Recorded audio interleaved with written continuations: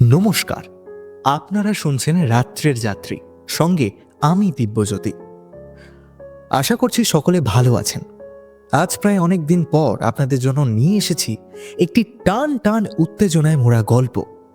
তো চলুন বিশেষ সময় নষ্ট না করে আজকের মূল গল্পের দিকেই এগোনো যাক।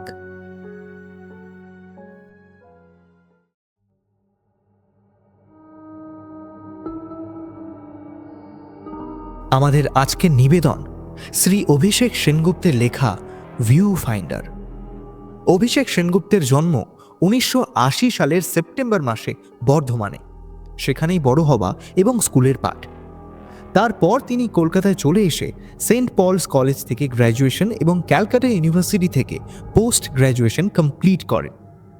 তার কর্মজীবন শুরু হয় মাত্র 21 বছর বয়সে আজকাল পত্রিকায় ক্রীড়া সাংবাদিক রূপে। আজকাল থেকে এই সময় হয়ে বর্তমানে তিনি TV9-এর স্পোর্টস এডিটর। লেখালেখি শুরু ছেলেবেলা থেকেই।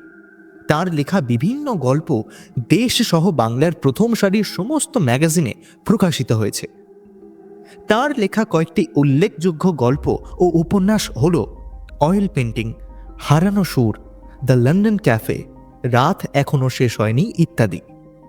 আমরা আজকের গল্পটি নিয়েছি বেঙ্গল ট্রাইকা পাবলিকেশন থেকে প্রকাশিত দর্শন বইটি থেকে।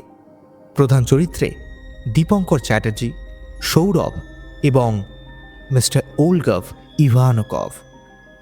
শুরু হচ্ছে আমাদের আজকের নিবেদন শ্রী অভিষেক সেনগুপ্তের লেখা ভিউ ফাইন্ডার।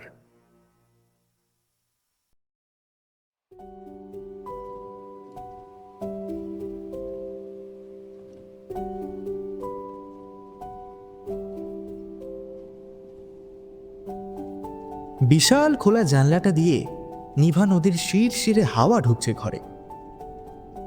বেলমেট থেকে মেঝে পর্যন্ত লুটিয়ে পড়া সাদা সিল্কের কারুকাজ করা ফিনফিনে পর্দা ভঙ্গে বিভঙ্গে দুলছে, যেন গাউন পরে জানলার ধারে কোনো তরুণী দাঁড়িয়ে। এই শহরে বিকেল বলে কিছু হয় না। দিনের আলো মরতে মরতে প্রায় রাত 9টা।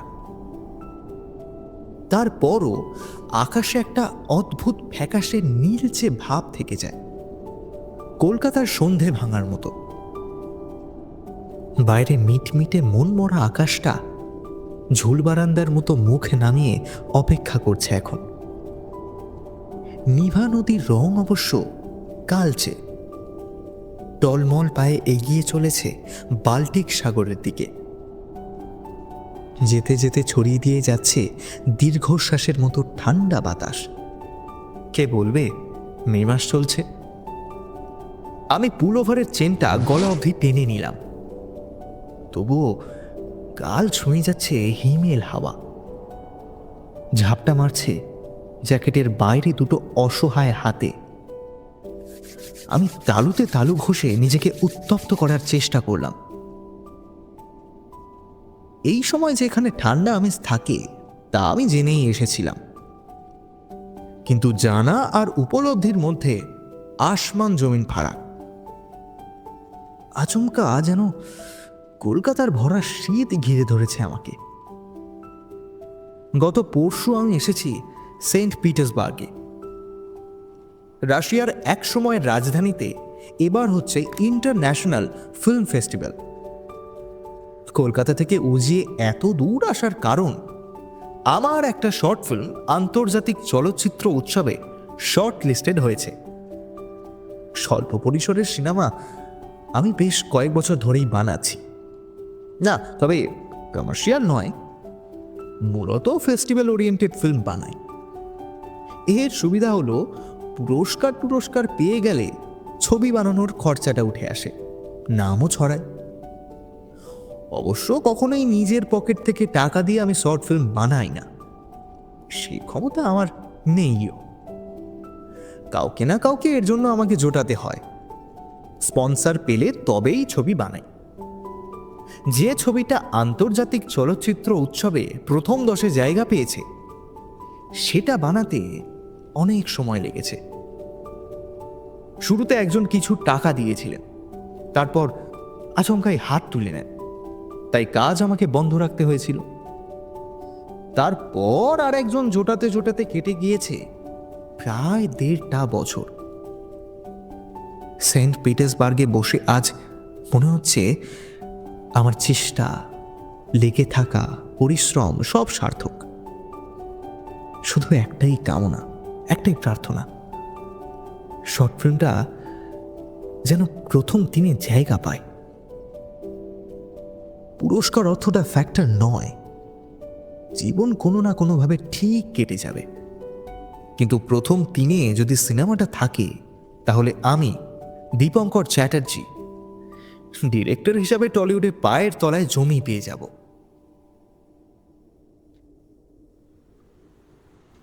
আর্মেনিয়ান কফি কখনো টেস্ট করেছেন মিস্টার চাটার্জি? ওলগাভের কথায় আমি বাস্তবে ফিরে এলাম। ফর্সা দোহারা চেহারা লোকটার, বয়স এমন কিছু নয়, দেখে মনে হয় 60-এর এপারেই হবে। আমার পদবীর উচ্চারণটা কেমন হওয়া উচিত তা আমি বেশ কয়েকবার শিখিয়েছি ওলগাভকে, কিন্তু উনি প্রতিবারই ভুল করে চ্যাটার্জির বদলে তাকে চাতার্গি বলেন। রাশিয়ানরা টকে ত বলে, আর জ এদের উচ্চারণে গ, যে কারণে রাশিয়াতে পা দেওয়ার পর থেকেই আমি বিদঘুটে পদবীর মালিক হয়ে উঠেছি। জানলার গায়ে ছোট্ট টি টেবিলটার উল্টো দিকের চেয়ারটা টেনে বসলেন ওলগাভ। মিষ্টি হেসে বললেন, আর্মেনিয়ান কফির গুণ হলো এর মিষ্টি গন্ধ দীর্ঘক্ষণ আপনার শ্বাসনালীতে ঘুরে বেড়ায়, পারফিউমের মতো। আমি হাসলাম। সোদপুর স্টেশন রোডের দোতলা বাড়ির নিচে তলায় একটা ঘরে আমি ভাড়া থাকি।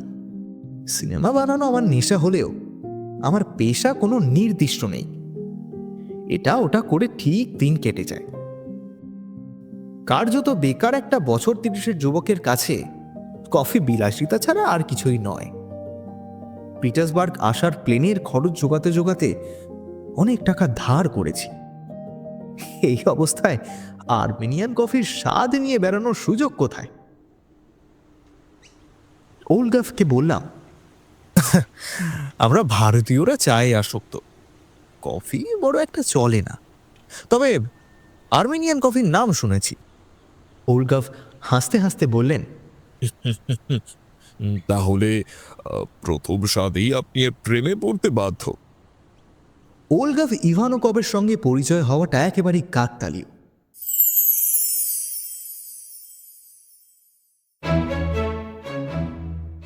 গতকাল থেকে শুরু হয়েছে এই চলচ্চিত্র উৎসব, জারেতের এক সময়কার প্রাসাদ উইন্টার প্যালেস। স্টেট মিউজিয়াম চত্বরটাকে বলা হয় প্যালেস স্কোয়ার। পুরো জায়গাটাকে গোল করে ঘিরে রয়েছে অসংখ্য মিউজিয়াম, আর সেখানেই চলছে এই চলচ্চিত্র উৎসব। বিশ্বের নানা প্রান্ত থেকে অসংখ্য লোক এসেছে। এত বড় অনুষ্ঠান, অথচ কত গোছানো। বিভিন্ন বিভাগে যারা নমিনেশন পেয়েছে, ইন্টারন্যাশনাল ডেস্ক থেকে তাদের অ্যাক্রিডেশন কার্ড দেওয়ার ব্যবস্থা করা হয়েছিল। নিজের কার্ডটা তুলতে গিয়েই ওলগাভের সঙ্গে আলাপ। ভদ্রলোক যেচেই পরিচয় করেছিলেন। বিদেশ বিভূঁইয়ে লোকজনের সঙ্গে বন্ধুত্ব সেভাবে হয় না, কে কিভাবে নেবে তা বোঝা মুশকিল।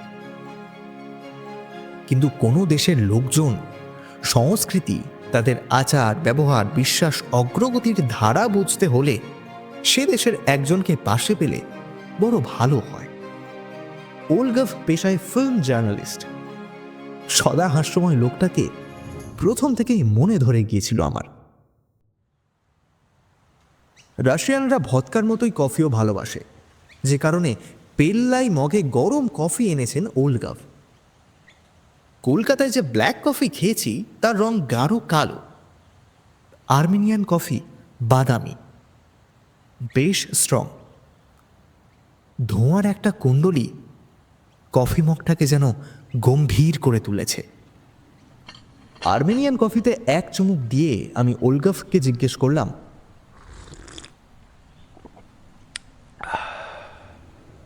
আপনার কালেকশন দেখাবেন না? জানলার দিকে তাকিয়েছিলেন ভদ্রলোক।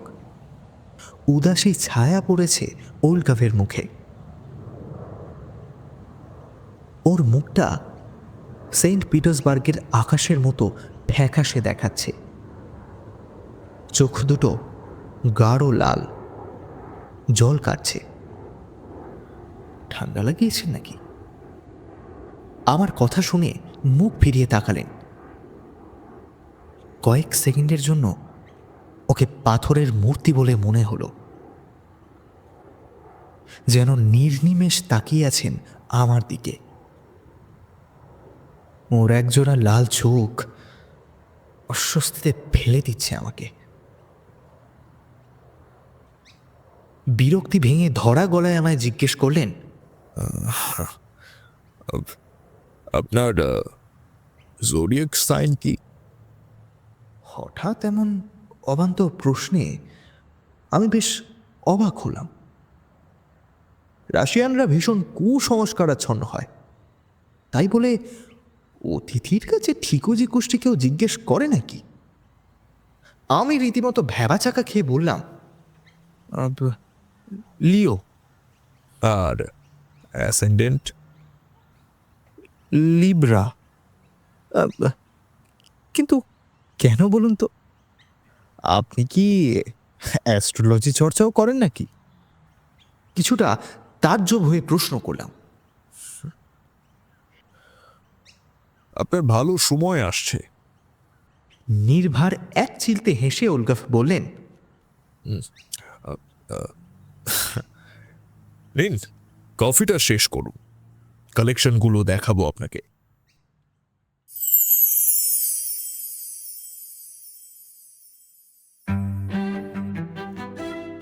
ওলগাভের বাড়িটা পিটার্সবার্গ শহরের দক্ষিণ প্রান্তে কুতোজাভ এমব্যাঙ্কমেন্টে। আমি লেরমন্তভস্কি প্রসপেক্টের আজিমুথ হোটেলে উঠেছি।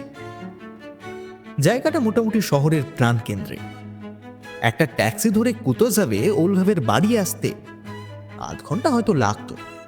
আমি নিইনি। নতুন জায়গা চেনার সহজ উপায় হলো পায়ে হেঁটে ঘোরা, তাই গত পরশু থেকে হেঁটেই মরছি। তার অবশ্য কারণও আছে। হোটেলের ভাড়া চোকানোর পর মাত্র $200 পড়ে আছে পকেটে।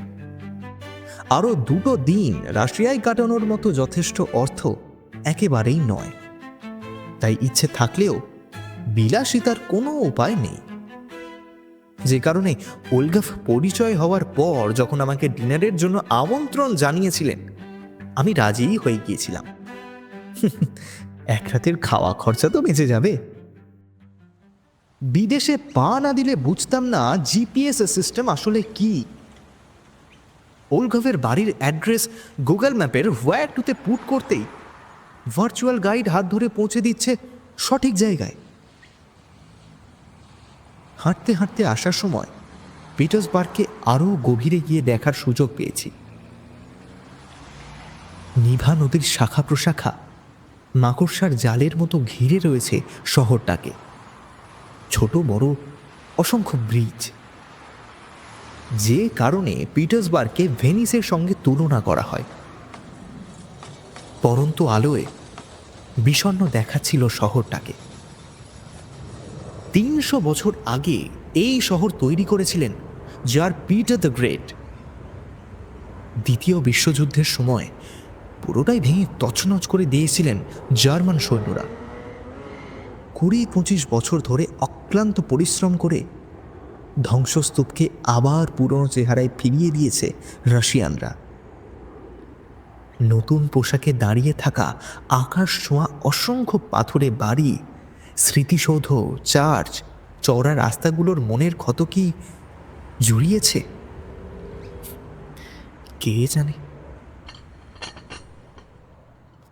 আর্মেনিয়ান কফিটা শেষ করতেই ওলগাফ উঠে দাঁড়িয়ে বললেন, চলুন, আপনাকে আমার কালেকশন দেখাই, তারপর ডিনার করা যাবে।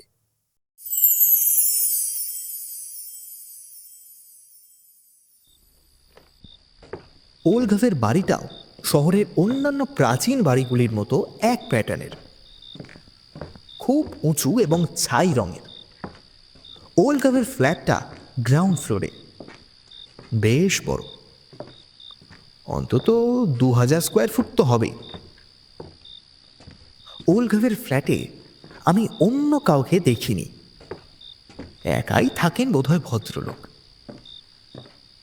ওলগাভ হাঁটতে হাঁটতে বললেন, গত শতাব্দীর গোড়াতে কমিউনিস্ট বিপ্লবের পর দেশের সমস্ত সম্পত্তি রাষ্ট্রের হাতে চলে যায়। এই বাড়িটা আমার দাদু তৈরি করেছিলেন। উনি রাশিয়ান আর্মির উঁচু পোস্টে চাকরি করতেন, অর্থ প্রচুর রোজগার করেছিলেন। দাদু যখন বাড়িটা তৈরি করেন তখন 2 তলা ছিল।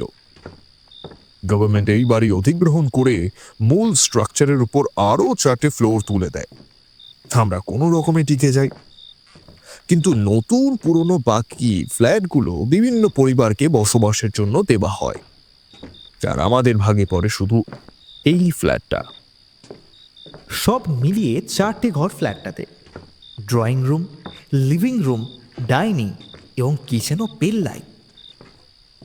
হাঁটার শব্দে উডেন ফ্লোর থেকে চাপা গম গমে আওয়াজ উঠে আসছে, যেন ঐতিহাসিক গাম্ভীর্য ঘাপটি মেরে রয়েছে মেঝের তলায়। একটা ঘরের সামনে এসে দাঁড়ালেন তিনি। দরজা খুলে ভিতরে ঢুকে গেলেন ওলগাভ। ঘরের ভিতরে মৃদু আলো জ্বলছে। আমি ওকে অনুসরণ করলাম। ওলগাভ বললেন, আমি একা মানুষ, 3টে রুম খালি পড়ে থাকে, তাই এই ঘরটাকে কালেকশন রুম করে নিয়েছি। একটু থেমে দম নিয়ে চওড়া হেসে বললেন,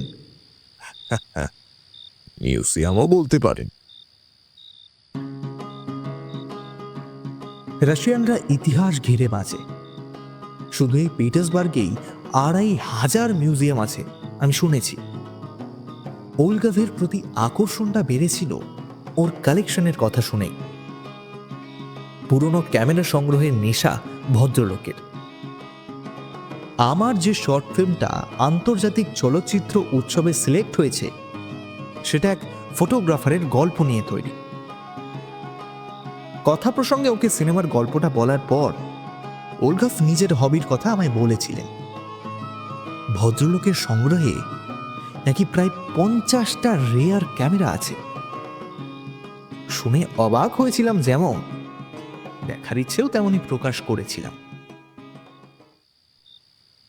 ওলগাভ ডিনারে নিমন্ত্রণ করে হেসে বলেছিলেন, সিনেমার সমালোচনা, ক্যামেরা জমানোর পাশাপাশি আমি কিন্তু রান্নাটাও ভালো করি। কালেকশন রুমে পা দিতেই একটা পুরনো চাপা গন্ধ ধাক্কা মারল নাকে। অনেকদিন কোনো ঘরে বন্দি থাকলে ভ্যাপসা গন্ধ জমিয়ে রাখে বাতাস, দীর্ঘশ্বাসের মতো। এও তেমনি হালকা পচা দুর্গন্ধ মিশেছে তাতে। আমাকে নাক টানতে দেখে ওলগাভ বললেন, এ দুটি তোর মনে থাকতে পারে কোথাও, আর কত দিক সামলাবো। ঘরে আগে থেকেই নিভু একটা আলো জ্বলছিল। ওলগাভ দেওয়ালের দিকে সরে গিয়ে কয়েকটা সুইচ পর পর জ্বালিয়ে দিলেন।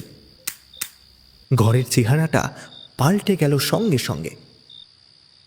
একদিকের দেওয়ালে ইলেকট্রিক লাইটের লম্বাটে প্যানেল থেকে নরম লালচে আলো ছড়িয়ে পড়েছে চারদিকে। আলোর তলায় সমান্তরাল ছায়া। দেওয়ালের গা ঘেঁষে মাথা তুলেছে গোল ছোট্ট মাথাওয়ালা অসংখ্য উডেন স্ট্যান্ড, অনেকটা ছোট্ট ক্যাফেটেরিয়াগুলোর স্ট্যান্ডিং কফি টেবিলের মতো দেখতে।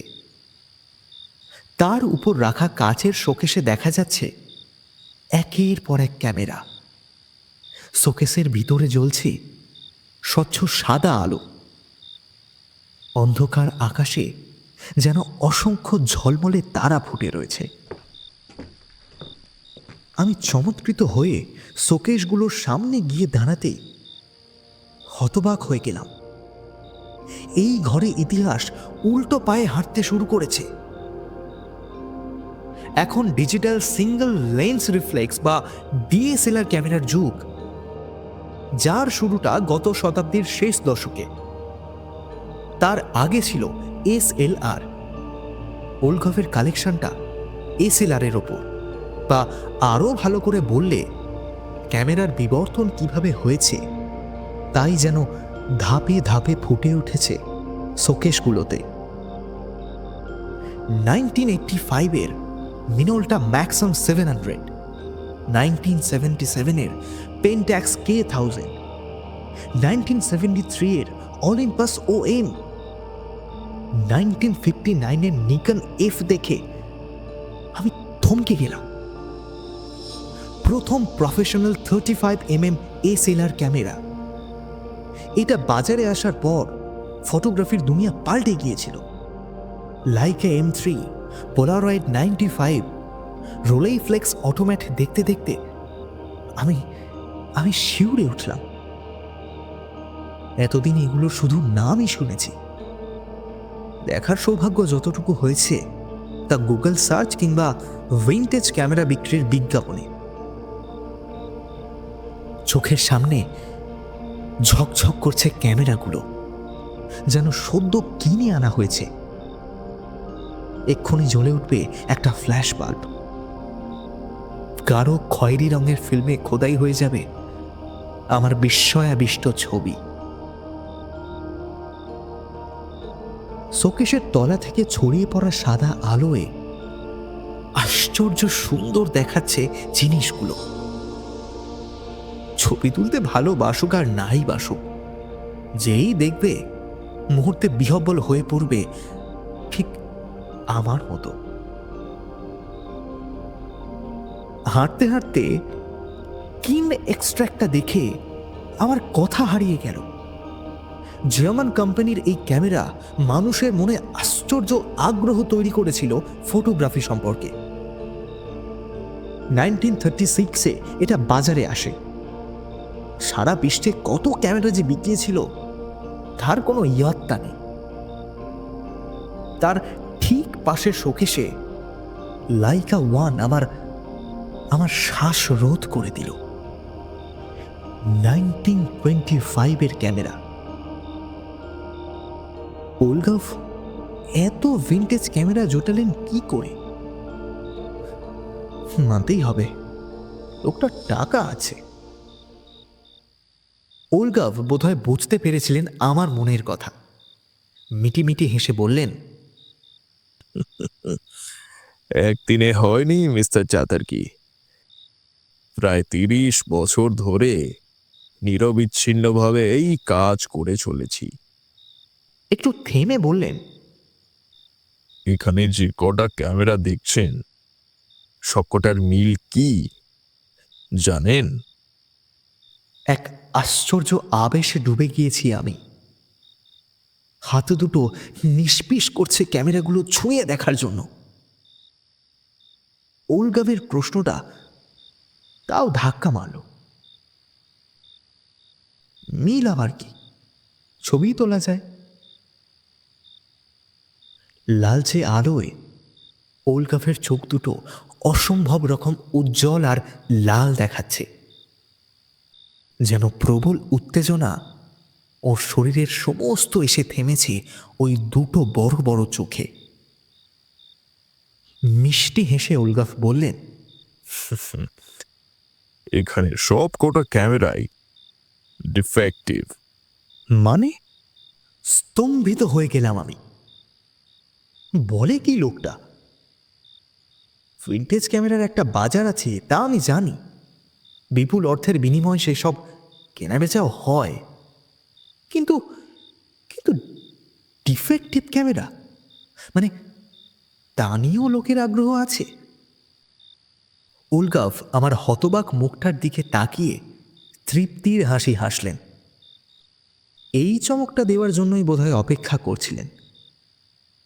ধীর গলায় বললেন, যে কোনো প্রোডাক্ট বাজারে আনার আগে কোম্পানিগুলো প্রথমে একটা প্রাথমিক জিনিস তৈরি করেন যাকে বলে টেস্টিং ম্যাটেরিয়াল। সেটা নিয়ে চলতে থাকে নানা এক্সপেরিমেন্ট।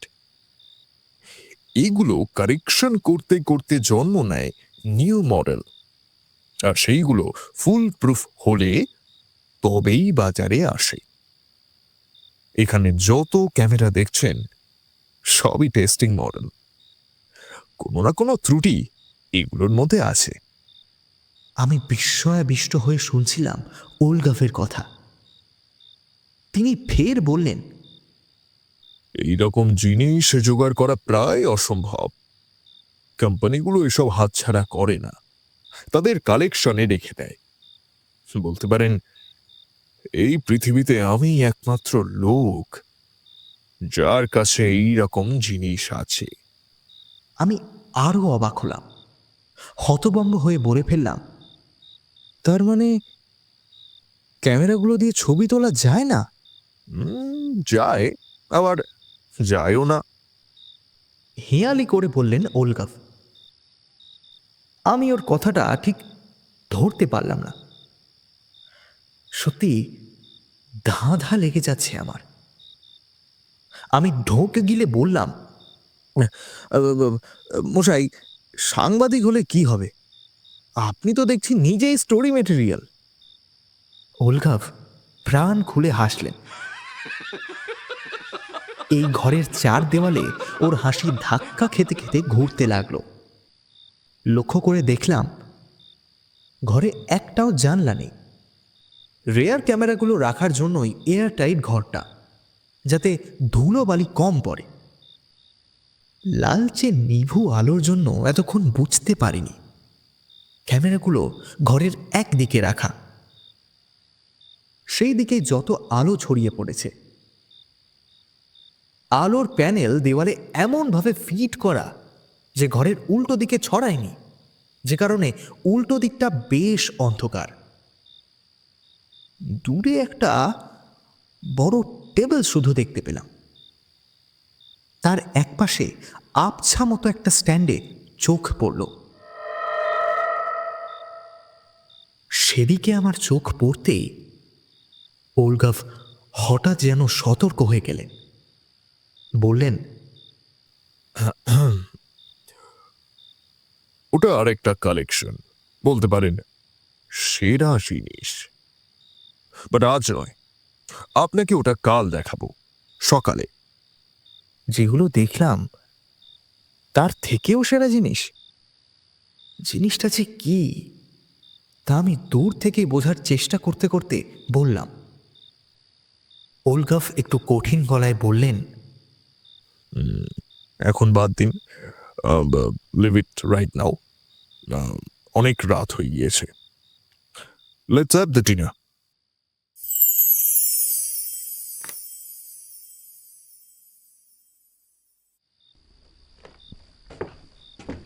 নির্দেশ মতো কয়েক পা হেঁটে গিয়ে দাঁড়ালাম একটা সাদা ব্যাকড্রপের মতো দেওয়ালের সামনে। কয়েক মিটার দূরে আমাকে লক্ষ্য করে দুটো বড় জোরালো স্টুডিও লাইটস জ্বলছে। চোখ ধাঁধিয়ে দিচ্ছে ওই দুটো, গনগনে উত্তাপও ছড়াচ্ছে। আমি পকেট থেকে রুমাল বের করে মুখটা মুছে নিলাম। বুকের কাছে হাত দুটো জোড়ো করে দাঁড়াতেই ফ্ল্যাশ গান জ্বলে উঠল। একবার, দুবার, তিনবার, বারবার।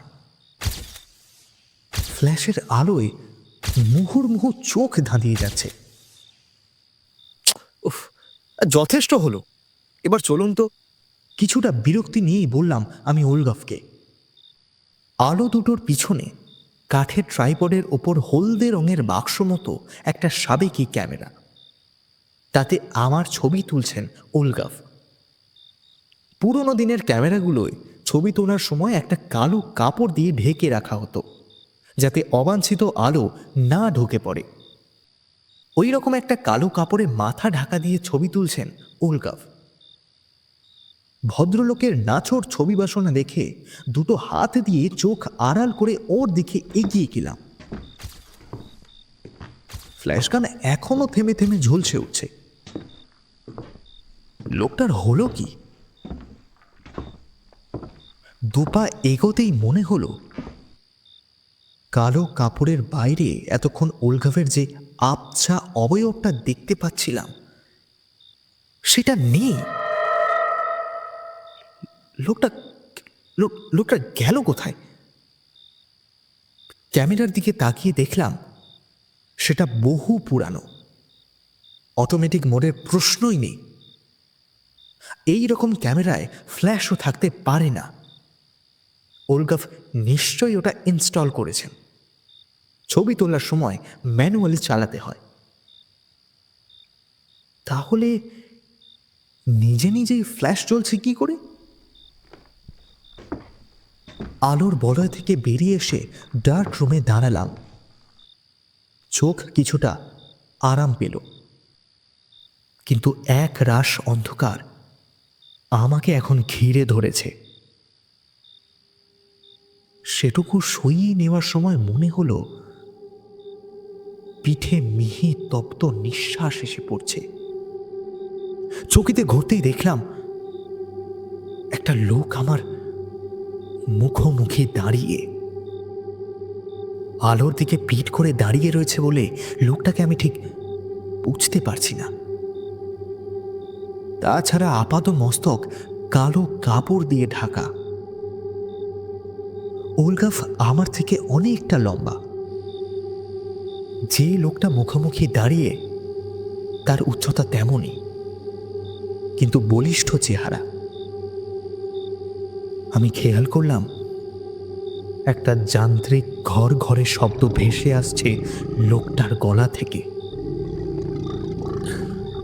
আমি আমি সভয়ে দুপা পিছিয়ে যেতেই টাল সামলাতে পারলাম না। হুড়মুড় করে উল্টে পড়ে গেলাম।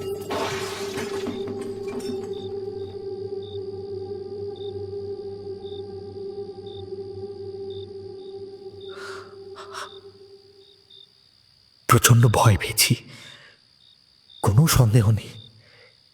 দ্রুত উঠে বসতেই দেখতে পেলাম ডার্ক রুমটা পুরো অন্ধকার। এতক্ষণ ঘরের কোণে স্টুডিও ফ্লোরটাতে যে আলো দুটো জ্বলছিল তা নিভে গিয়েছে। আকস্মিক অন্ধকার যেন আলোর শেষ বিন্দুটুকু নিমেষে শুষে ফেলেছে। কিচ্ছু দেখতে পাচ্ছি না। দলা পাকানো ভয় আঁকড়ে ধরল আমাকে। অন্ধকারে প্রথমে কিছুই ঠাউর করতে পারলাম না। হাতে দিয়ে ছুঁয়ে বোঝার চেষ্টা করতে মনে হলো তুলতুলে নরম কিছুর উপর আমি বসে আছি। বিছানা নাকি? আমার মনে পড়ে গেল ডিনারের পর বেডরুমের উল্টো দিকের ঘরে আমার শোয়ার বন্দোবস্ত করেছিলেন ওলগাফ। তাহলে তাহলে এতক্ষণ স্বপ্ন দেখছিলাম? বুকটা এখনো তোলপাড় করছে, দরদর করে ঘাম পড়ছে কপালের দু কোণ বেয়ে। একটু একটু জল পেলে ভালো হতো। অন্ধকারটা খানিকটা সয়ে গিয়েছে। বেড সাইড টেবিল থেকে মোবাইলটা তুলে ওটা টর্চ জ্বাললাম। ঘরটা বেশ বড়। এক কোণে বিছানা, ঘরের অন্যদিকে কালো লেদারের সোফা সেট, তার সামনে নিচু ক্রিস্টাল টেবিলটার উপর সিলভার কালারের জলের জাগটা রাখা। সোফার পেছনেই জানলা। উঠে গিয়ে পর্দাটা টেনে দিলাম। আকাশের রং এখন আরো ফ্যাকাশে। মেঘের আস্তরণ ক্রমশ জমা পড়ছে পিটার্সবার্গের মাথায়। বৃষ্টি আসবে যে কোনো সময়। আমি মোবাইলের স্ক্রিনে দেখলাম ঘড়িতে তখন 2:05। কাজেই সকাল হতে বিস্তর দেরি। জাগ থেকে এক গ্লাস জল আমি গ্লাসে ঢেলে নিয়ে সোফায় হেলান দিয়ে বসলাম। বাজে একটা স্বপ্ন দেখে ঘুমটা ঘুচে গিয়েছে। আবার আদর করে ডাকতে হবে তাকে। রাতটা এখানে থাকার কোনো পরিকল্পনা আমার ছিল না। এমনকি ওলগাভও সে প্রস্তাব আগে দেননি। ওর ভিনটেজ ক্যামেরার কালেকশন দেখতে দেখতে রাত হয়ে গেল। সেটা কোনো সমস্যা নয়, এইসব শহর এতই আধুনিক যে রাত যতই হোক না কেন ক্যাব ঠিক পাওয়া যায়। চাইলেই অ্যাপে একটা ট্যাক্সি বুক করে আমি হোটেলে ফিরে যেতে পারতাম, কিন্তু ওলগাভি আমায় জোর করলেন থেকে যাওয়ার জন্য। তাছাড়া উনি যে লোভটা দেখালেন সেটাই বা হাতছাড়া করি কি করে? এমন সময় আমার মনে একটা প্রশ্ন উকি দিল। আচ্ছা, ওলগাভ ওই জিনিসটা আমাকে তখন দেখাতে চাইলেন না কেন? ওটা এমন কি মহার্ঘ জিনিস? যতদূর মনে পড়ে তেপায়া একটা স্ট্যান্ড মতো জিনিস দেখেছিলাম। অন্ধকারে পুরোটা বোঝা না গেলেও বস্তুটা অন্য জিনিসগুলোর থেকে আলাদা রাখা ছিল। তার মানে ওটার গুরুত্ব বেশি।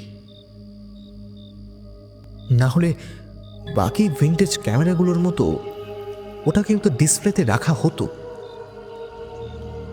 কিন্তু এমনটা কেন করেছেন ওলগাভ? কোনো বিশেষ কারণ আছে? ব্যাপারটা মনে হতেই চাপা কৌতূহল হলো আমার। অদ্ভুত আকর্ষণ অনুভব করলাম। এখন রাত 2টো বাজে। ওলগাভ নিশ্চয়ই ঘুমিয়ে পড়েছেন। আমি যে ঘরে আছি তার উল্টো দিকে ওলগাভের বেডরুম। ফ্ল্যাটের অন্য প্রান্তে মুখোমুখি আরও 2টো ঘর, তারই একটা কালেকশন রুম। কাজেই এখন আমি ওখানে গেলেও ওলগাভের পক্ষে বোঝা সম্ভব নয়। কথাটা মাথায় আসতেই একটা ঝোঁক চেপে গেল। আমি সোফা থেকে উঠে ধীরে ধীরে ঘরের বাইরে এসে দাঁড়ালাম। কেমন একটা সামান্য অস্বস্তি হলো। ওলগাভের বেডরুম থেকে কোনো শব্দ আসছে না। পিটার্সবার্গ শহরটা গভীর ঘুমে লেপ্টে রয়েছে এখন। আর এই ফ্ল্যাটটা যেন কোনো গুহার পেটে আশ্রয় নিয়েছে। অবর্ণনীয় আদিম অন্ধকারে ঘেরা। টর্চ না জ্বালিয়ে মোবাইলের স্ক্রিনটা অন করলাম। মিহি আলো ছড়িয়ে পড়ল ড্রয়িং রুমে। বাইরে থেকে ঝিরঝির আওয়াজ ভেসে আসছে। বৃষ্টির তুমুল ফোঁটা ভেজাতে শুরু করেছে 300 বছরের পুরনো শহরটাকে। আমি ধীর পায়ে এগিয়ে গেলাম ফ্ল্যাটের অন্য প্রান্তে। রাতে যখন ওলগাভের সঙ্গে কালেকশন রুমে ঢুকেছিলাম, চাবি দিয়ে তিনি দরজা খুলেছিলেন, কিন্তু বেরোনোর সময় বাইরে থেকে শুধু লকটা টেনে দিয়েছিলেন।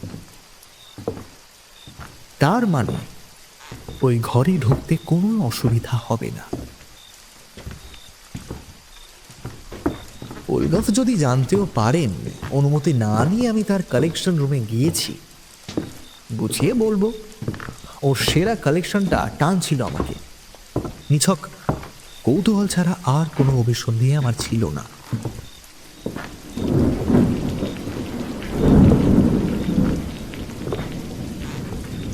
শুধু বৃষ্টিই নয়, বাইরের দুনিয়ায় বোধহয় তাণ্ডবও শুরু হয়েছে।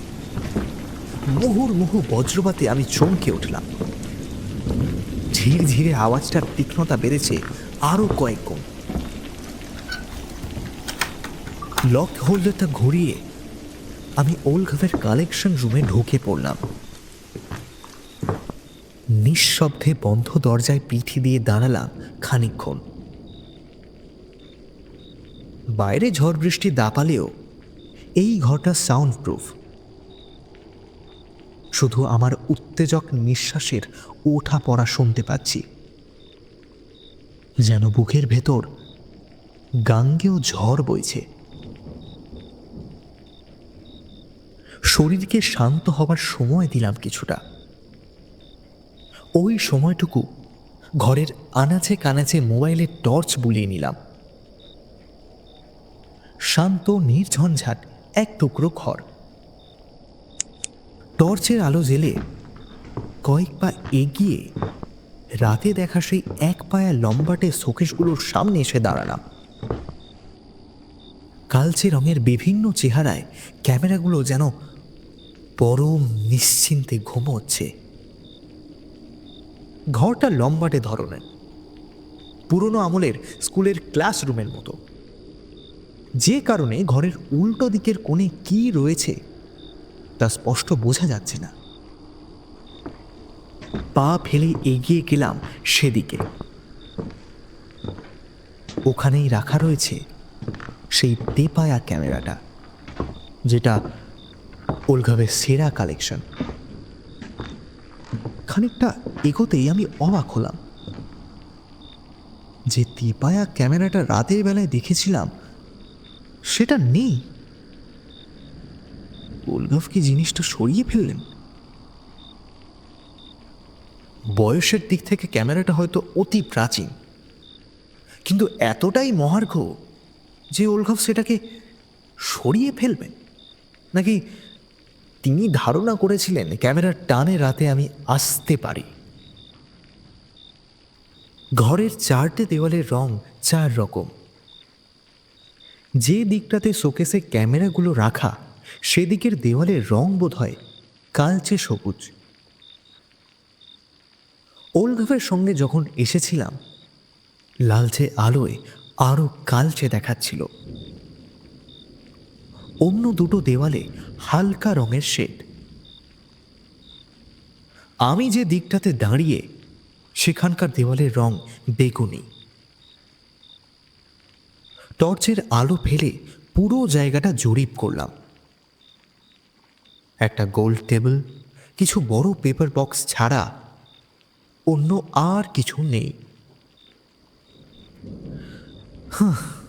আমি নিরাশ হয়ে ভাবলাম ফিরে যাওয়াই বোধহয় ভালো। সকালেই না হয় ওলঘাভের সঙ্গে আসব। তখনই মনে হলো দেওয়ালের একটা কোণে লম্বাটে একটা ছবির ফ্রেম লাগানো আছে। কয়েক পা হেঁটে গিয়ে সামনে গিয়ে দাঁড়াতে বুঝতে পারলাম ওটা কোনো ছবির ফ্রেম নয়, ওটা আসলে একটা দরজা। রংটা দেওয়ালের মতো বেগুনি হওয়ায় এতক্ষণ বুঝতেই পারিনি। ইচ্ছে করে যেন দুটো রং এরকম করা হয়েছে যাতে চট করে কেউ বুঝতে না পারে। দরজাটা হালকা ঠেলতেই খুলে গেল। আলতো পায়ে ঢুকে পড়লাম ঘরটার মধ্যে। ছোট একটা ঘর। মূল ঘরের পিছনে এই ঘরটা দেখে কলকাতার বনেদি বাড়ির চোরা কুঠুরির কথা মনে পড়ে গেল। টর্চের আলো ঘরময় ঘোরাতেই কোণের দিকে দেখতে পেলাম সেই 3 পায়া ক্যামেরাটা, ঘোমটার মতো করে কালো কাপড়ে ঢাকা। একটা অদ্ভুত আকর্ষণ আমি অনুভব করলাম। আমি এগিয়ে গিয়ে কালো কাপড়টা সরিয়ে দিতে পুরো ক্যামেরাটা ভেসে উঠল। দূর থেকে যেটাকে কালচে বলে মনে হচ্ছিল ওটা আসলে গাঢ় খয়েরি রঙের একটা ছোট পেপার বক্সের মতো দেখতে। মোটা পাইপের মতো চকচকে পিতলের লেন্স পেরিয়ে রয়েছে। জিনিসটার উপর টর্চ ফেলে ভালো করে দেখার পর মনে হলো এটার বয়স 100-র বেশিও হতে পারে। এটা ড্যাগুয়েরো টাইপ ক্যামেরা। ফটোগ্রাফির দুনিয়ার একেবারে শুরুর দিকে এই রকম ক্যামেরার রাজত্ব ছিল। যতদূর মনে পড়ছে লুই ড্যাগুয়ের নামে এক ফরাসি ভদ্রলোক এমন ক্যামেরা আবিষ্কার করেছিলেন। আশ্চর্য হয়ে দেখলাম ক্যামেরাটা সারা গায়ে আঁচড়ের দাগ, যেন কোনো ধারালো ছুরি দিয়ে ক্যামেরাটার বাদামি চামড়াটা ছিঁড়ে ফেলার চেষ্টা করা হয়েছে। তাও জিনিসটা ঝকঝক করছে। ক্যামেরাটা যে জায়গাতে রাখা তার উল্টো দিকে একটা ফটফটে সাদা দেওয়াল। স্টুডিওতে যেমন ফটোগ্রাফি ফ্লোর থাকে তেমনই। ক্যামেরার গায়ে কালো কাপড়টা চাপিয়ে দেওয়ার পর মনটা হালকা লাগছিল। সত্যি জব্বর জিনিস একটা, কালেকশনে রাখার মতোই। আমাকে যে মোহটা এতক্ষণ তাড়িয়ে বেড়াচ্ছিল, ক্যামেরা দর্শনের পর সেটা কেটে গিয়েছে। এই ঘরটা বোধহয় ডার্ক রুম হিসাবে ব্যবহার করা হয়। দরজার উল্টো দিকের দেওয়ালে একটা বড় বোর্ড মতো লাগানো, তাতে অসংখ্য ছবি পিন আপ করা। বোর্ডের সামনের টেবিলটাতে বেশ কয়েকটা বড় বড় ট্রে। কাছে গিয়ে মনে হলো ট্রেতে রাখা তরল পদার্থটা আসলে ফটো ডেভেলপিং সলিউশন। এখন ডিজিটাল ক্যামেরার যুগ, কিন্তু ড্যাগুয়ারোটাইপ ক্যামেরায় ফিল্ম দিয়েই ছবি তুলতে হয়।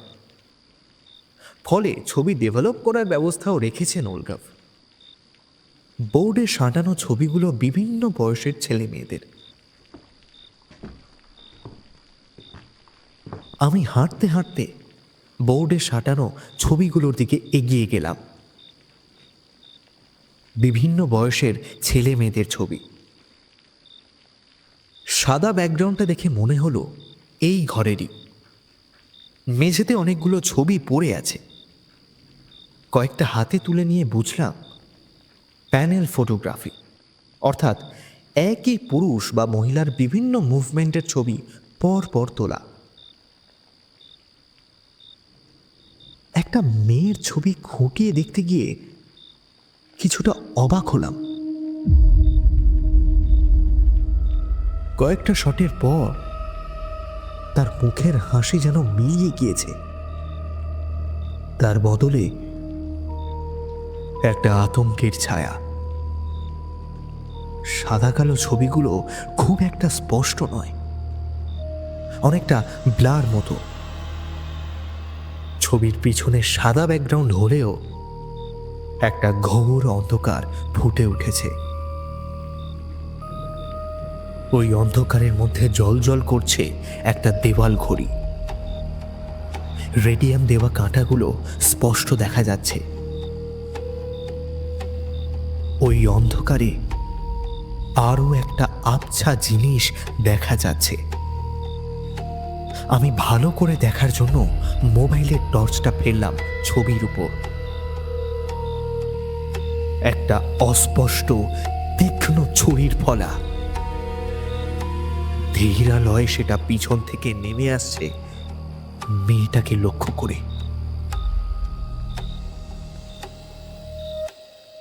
ব্ল্যাক অ্যান্ড হোয়াইট ছবি হলেও পরের শটগুলোতে মেয়েটার বুকে, গলায়, কাঁধে কালচে রক্তের ধারা দেখা যাচ্ছে।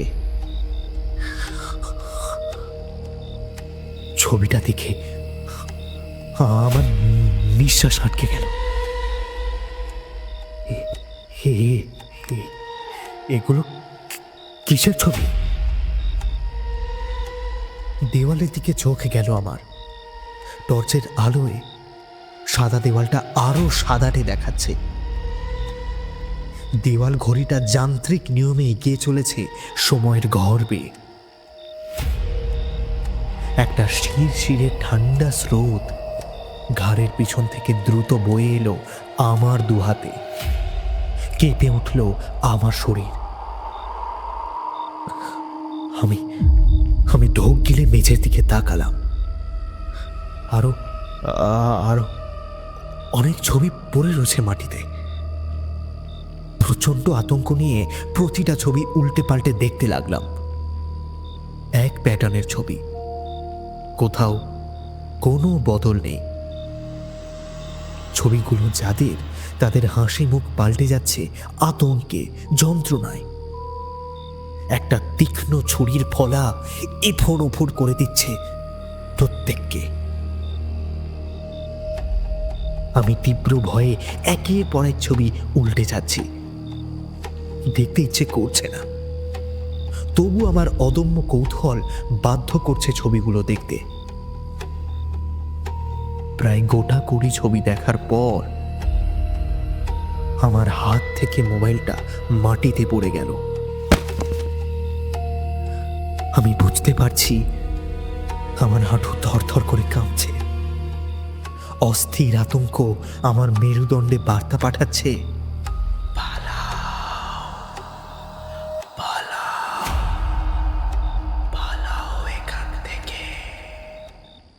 যে ছবির প্যানেলটা আমার হাতে রয়েছে এই মুহূর্তে, সেটা আর কেউ নয়, আমি নিজে। এই ঘরে 5 মিনিটও হলো ঢুকিনি। এর মধ্যে আমার ছবি কে তুললো, কেই বা ডেভেলপ করলো? একটু আগে একটা বিচ্ছিরি স্বপ্ন দেখে ঘুম ভেঙে গিয়েছিল, এতক্ষণ সেটা ভুলে গিয়েছিলাম। হঠাৎ মনে পড়ে গেল, আমার মনে পড়ল স্বপ্নে যেন কেউ আমার ছবি তুলছিল। 6টা প্যানেল ছবি রয়েছে এখানে। আগের ছবিগুলোর ধারা যদি মানি, তাহলে আরো 4টে ছবি তোলা হবে আমার। আর সেই 4টে ছবি তোলার সময় পেছন থেকে নেমে আসবে একটা ধারালো ছুরি, ফালা ফালা করে দেবে আমার ঘাড়, গলা, হৃৎপিণ্ড। স্তব্ধ হয়ে এই ঘরে পড়ে থাকবো আমি। আমার সব ভাবনা তালগোল পাকিয়ে যাচ্ছে। অন্য ছবিগুলো আবার উল্টে পাল্টে দেখতে লাগলাম। এই অতর্কিত আক্রমণের একটা নির্দিষ্ট সময় আছে, রাত 3টে। অসম্ভব টেনশনে স্থির হয়ে যাওয়া শরীরটাকে ঝাঁকুনি দিয়ে সচল করার চেষ্টা করলাম। মেঝে থেকে মোবাইলটা তুলে দেখলাম রাত 3টে বাজতে 15 মিনিট বাকি। আর 15 মিনিট পরে বাকিদের মতো হাল হবে আমার। কিন্তু না, যাই হয়ে যাক না কেন, এখান থেকে আমাকে বেরোতে হবে।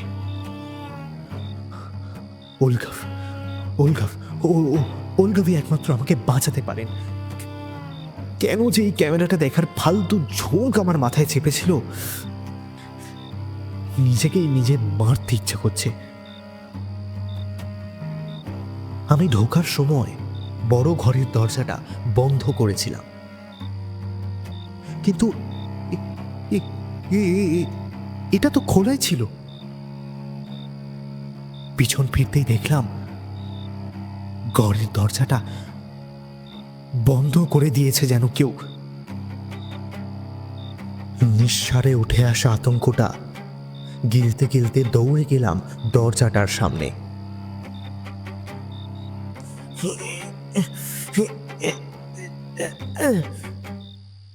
হাতল ধরে টানতেই আশ্চর্য হয়ে গেলাম, ওটা বাইরে থেকে বন্ধ। কিন্তু কিন্তু এটা কি করে সম্ভব? ওলগাভ কি বাইরে থেকে বন্ধ করে দিয়েছেন দরজাটা? আমি সমস্ত শক্তি জোড়ো করে দরজায় ধাক্কা দিলাম। চেঁচিয়ে উঠলাম, মিস্টার ইভানকভ, আমি এই কালেকশন রুমটার ছোট্ট ঘরটাতে আটকে পড়েছি। প্লিজ প্লিজ আমাকে বাঁচান। মিস্টার ইভানকভ, আপনি কোথায়? কোনো লাভ হলো না। ছোট্ট ঘরটার 4 দেওয়ালে আমার কথা ধাক্কা খেয়ে ফিরে এলো, কিন্তু ঘরের বাইরে থেকে কোনো শব্দ পেলাম না। বাইরের ঘরটার মতো এই ঘরটাও সাউন্ড প্রুফ, কাজেই আমি চেঁচিয়ে গলা ছিঁড়ে ফেললেও কেউ আসবে না। তবু আমি প্রাণপণে চেষ্টা করলাম। কিন্তু বাতাসের মতো আমার প্রতিটা শব্দ এই ঘর যেন শুষে নিল। জীবন মৃত্যুর সন্ধিক্ষণে দাঁড়িয়ে আমি ক্রমশ ভেঙে পড়তে লাগলাম। সাহসের সব মুঠো আলগা হয়ে আসছে। ভরসা আর বিশ্বাসের দুটো জ্বলন্ত মোমবাতির শিখা চোখের সামনে দপ দপ করে লাফাচ্ছে। শেষবারের মতো এবার নিভে যাবে। দরজায় পিঠ দিয়ে কাঁদতে কাঁদতে আমি মেঝেতে বসে পড়লাম। এখানে আমি শেষ হয়ে গেলে কেউ কিচ্ছু জানতে পারবে না। আমার বুড়ো বাবা মা কৃষ্ণনগরে থাকেন, তারা এটুকু জানবেন তাদের ছেলে রাশিয়ার একটা শহরে গিয়ে চিরকালের মতো হারিয়ে গিয়েছে।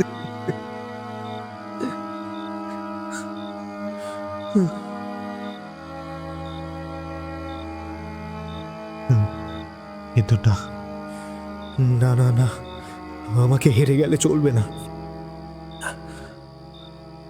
অস্থিরতার একটা গুণ হলো সে থিতিয়ে যেতে দেয় না কাউকে। সীমাহীন ভয়, লাল পিঁপড়ের মতো ছেঁকে ধরা আতঙ্ক আবার অস্থির করে তুলল আমাকে।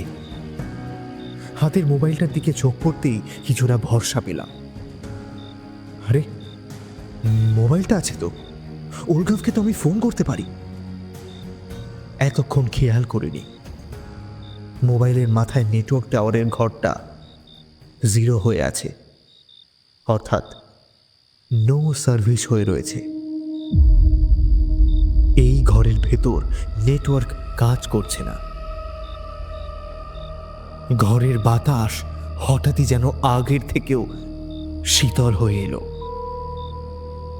তার মধ্যেও বেঁচে থাকার আকাঙ্ক্ষা আমার হাত দুটোকে মরিয়া সচল করে তুলল। ভারী কাঠের দরজায় আছড়াতে লাগলাম আমার দুটো হাত। গম গম শব্দ উঠছে দরজা থেকে। তীব্র একটা যন্ত্রণা আমি অনুভব করছি আমার দু হাতে। চামড়া কেটে যাচ্ছে তালুর, তবু থামাতে পারছি না নিজেকে। আমার চেষ্টা আবেদনটুকুই সার হলো। কেউ এগিয়ে আসেনি আমার জন্য।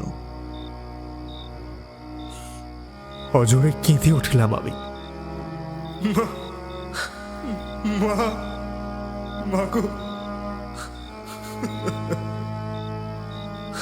আমাকে বাঁচাও মা, আমাকে বাঁচাও। এই ঘরটার মধ্যে আমি আটকে পড়েছি মা, আমাকে বাঁচাও মা, আমাকে বাঁচাও। দুকোল ছাপিয়ে নামতে থাকা জলের ধারায় আমার মুখ ভেসে যাচ্ছে। দুকোল ছাপিয়ে নামতে থাকা জলের ধারায় আমার মুখ ধুয়ে যাচ্ছে। ছাদের কার্নিশ পেয়ে যেভাবে টপ টপ করে পড়ে বৃষ্টির জল, সেভাবে থুতনি বেয়ে গড়াচ্ছে আমার অশ্রুধারা। টি শার্টের বুকের কাজটা বেজে উঠেছে। প্রচন্ড ঠান্ডা লাগছে আমার। আমার চোখের জল কি ঘরের হিম শীতল বাতাসের ধোঁয়া পেয়ে বরফ হয়ে যাচ্ছে? মেঝে থেকে মোবাইলটা তুলে দেখলাম 3:10। জীবনের শেষ 10টা মিনিট রয়েছে আমার হাতে। আমি ভয়ে ভয়ে তাকালাম ক্যামেরার দিকে। ওটা কি মৃদু কাঁপছে? ঘুমন্ত মানুষের শরীর নিঃশ্বাস প্রশ্বাসে যেমন কাঁপে, একটা ব্যাপারে আমি নিশ্চিত,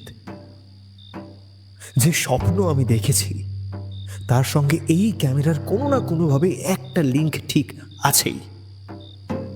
কিন্তু কিভাবে সেটাই বুঝতে পারছি না। এই ঘরে ঢোকার একটাই রাস্তা, সেটাও বাইরে থেকে বন্ধ। খুনি কি দরজা খুলে এই পথ দিয়ে ঢুকে আসবে। দেওয়াল ঘড়িটা অবিরাম ঘুরে যাচ্ছে, একটা সেকেন্ডকে যেন খচ খচ খচ শব্দে চপার দিয়ে কাটছে ঘড়ির কাঁটা। সেকেন্ড থেকে মিনিটে পাল্টে যাচ্ছে তার অবিরাম প্রচেষ্টা।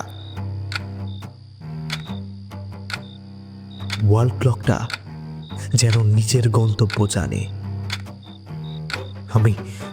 আমি শিউরে উঠলাম। এখান থেকে কি বেরোনো যাবে না? সত্যি আর বাঁচব না। একটা শেষ চেষ্টা আমাকে করতেই হবে। হ্যাঁ, আমাকে করতেই হবে। আমি মরিয়া হয়ে উঠে দাঁড়ালাম। টর্চের আলো ফেলে পুরো ঘরটা আবার খুঁটিয়ে দেখতে লাগলাম। ছোট্ট একটা ঘর, মেঝেটা নিরেট পাথরের। প্রাণহীন নিস্তব্ধতা নিয়ে ওটাও যেন আমার গতিবিধি নজর রাখছে। ঘরের কোণে টেবিলটার কাছে এসে আমি দাঁড়ালাম। ওটার তলায় অনেকগুলো পেপার বক্স ছিল। এই ঘরের বাইরেও এমন অনেক বাক্স আমি দেখেছি। কি আনা হয় এসবে করে? হাতে আর 10 মিনিটও নেই। ভয়ে ভয়ে পিছন ফিরে স্টুডিও ফ্লোরটার দিকে একবার তাকালাম। অন্ধকার ওখানে কি কিছুটা তরল? গলা শুকিয়ে এলো আমার। টেবিলের তলায় রাখা পেপার বক্সগুলো আমি ঘাঁটতে লাগলাম। একটা অস্ত্র যদি পাওয়া যেত, নিশ্চিত মৃত্যুর আগে প্রতিঘাত করার জন্য। সমস্ত পেপার বক্স সরাতে গিয়ে এক ফালি চওড়া কাঠ ভেসে উঠল। সঙ্গে সঙ্গে টেবিলটাকে ঠেলে সরিয়ে পাথরের মেঝের গায়ে একটা পাটাতন দেখতে পেলাম। গায়ে একটা আংটা। প্রচন্ড উত্তেজিত হয়ে উঠলাম আমি।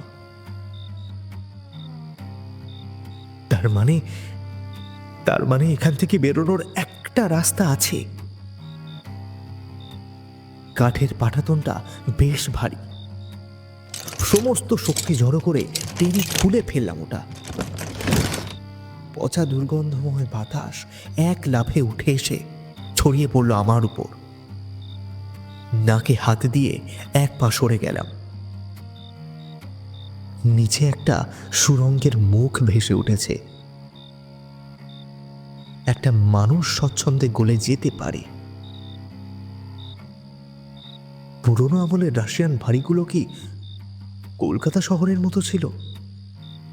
যদিও এসব নিয়ে ভাবার সময় আমার কাছে এখন নেই। নিজেকে যেভাবেই হোক বাঁচাতে হবে। আমি দ্রুত নেমে পড়লাম গর্তটাতে। সেকেন্ডের ভগ্নাংশেরও কম সময় লাগলো নিচে নামতে। বুক সমান গর্তটাতে দাঁড়িয়েই বুঝতে পারলাম আমার বাঁ হাতের দিকে আর একটা হোল আছে। ওই পথটাই আমাকে ধরতে হবে। মৃদু একটা পদধ্বনি শুনতে পাচ্ছি। কাঠের মেঝে খসখসে পায়ে খুব সন্তর্পণে কেউ হাঁটছে। তবে কি সে আসছে?